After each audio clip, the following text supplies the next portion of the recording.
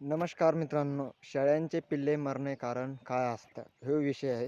तुम्हाला थोडक्यात याच्यातली आपण थोडक्यात माहिती सांगणार आहे. याच्यातली तुम्हाला शेळी पालनाची याच्यातली तुम्हाला थोडक्यात थोडी अशी माहिती बंदी ए टू झेड सांगणार आहे. तर व्हिडिओ चांगला होणार आहे. व्हिडिओ शेवटपर्यंत बघा. मधात स्किप करू नका, काय नका.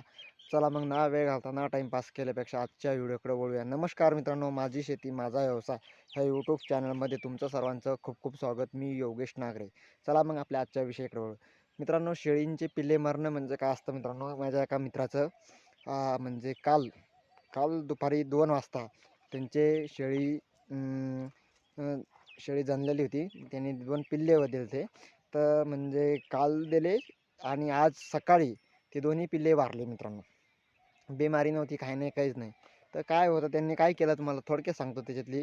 तर माझ्या मित्रानं काय केलं, शेळी जाणल्याबरोबर त्यांनी 1-2 घंट्यापूर्वी म्हणजे शेळी आता जनली आणि 2 घंट्याच्या नंतर त्यांनी काय केलं, पाजले ते पिल्ले पाजले.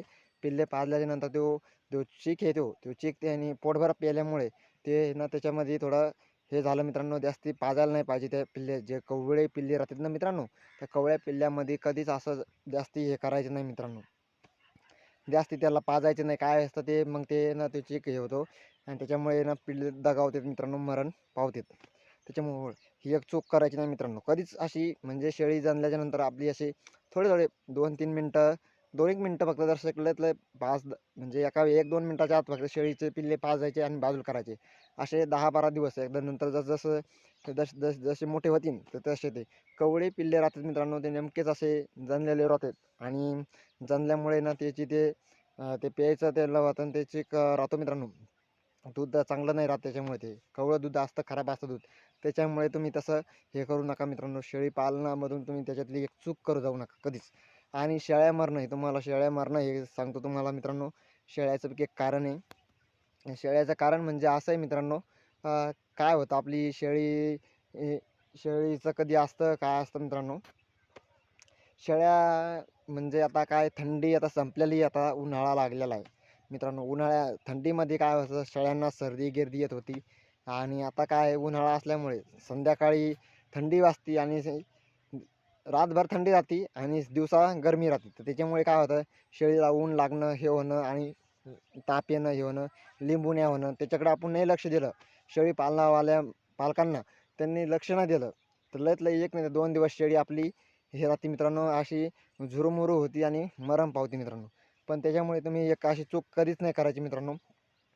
काय करायचं तुम्हाला सांगतो, दुसरी चूक काय असते, शेळी मरणं ही ती तुम्हाला सांगितलेलं आहे मित्रांनो. आणि काय करायचं, शेळीचे ना तुम्ही शेळी पालकांना काय करायचं, 8 वाजेपर्यंत शेळ्या सोडायच्या नाही मित्रांनो. आणि 8 वाजता लवकर सोडायच्या, 8च्या पुढं सोडायच्या मित्रांनो. कवळ्या उन्हामध्ये सोडल्यानं त्याच्यामुळे. आणि काय असतं, जे शेळी फिरणारी राहते मित्रांनो, जंगलामध्ये फिरणाऱ्या त्याच्यापासून आपल्या शेळीला एकाला एक आपण अशा याच्यामध्ये गेल्या आणि ती जी शेळी बिमार आहे ती, तिची लागण दुसऱ्या शेळीला होती, दुसऱ्या शेळीची तिसऱ्या शेळीला, असे होत मित्रांनो बिमारी 100% होती मित्रांनो. त्याच्यामुळे ना सांगण्याचं तात्पर्य माझं असं आहे, फक्त शेळी पालकांना जेवढी होईल तेवढी काळजी घ्यायची मित्रांनो. त्याच्यापासून आपला जीव सुरक्षित तर शेळ्यांचा जीव सुरक्षित आहे. आता ऊन आहे मित्रांनो, उन्हाळ्यामध्ये चरायला नाही राहत मित्रांनो, काय नाही, ऊन राहतं. उन्हामुळे संडास लागणे, ताप येणे, सर्दी होणे त्याच्यापासून. आणि काय होतं, 3 टाईम पाणी प्यायल्याच्या नंतर ना, जसं ऊन तपलं तसं पाणी पितं माणूस. पाणी पिलं तर आपल्याला दुखणं येतं मित्रांनो, ऊन लागल्याच्या नंतर दुखणं येतं मित्रांनो. तसंच शेळीचं तसंच आहे मित्रांनो. होतापर्यंत तुम्ही काळजी घ्यायची मित्रांनो. शेळी पालकांना जेवढी काळजी घेईन तितकी तुमची शेळी सुरक्षित राहील मित्रांनो. आणि तितकेच याच्यातून सांगण्याचं तात्पर्य असंच होतं मित्रांनो. व्हिडिओ आवडला असेल तर लाईक करा, नवीन असेल तर चॅनलला सबस्क्राईब करा. असेच नोटिफिकेशन तुमच्यापर्यंत येतील. जास्तीत जास्त व्हिडिओ शेअर करा. कसा वाटला कसा नाही आम्हाला कमेंटमध्ये सांगा. इथेच थांबूया, भेटूया पुढच्या व्हिडिओमध्ये. तोपर्यंत जय जवान जय किसान मित्रांनो. कसा वाटला कसा नाही आम्हाला कमेंटमध्ये सांगा.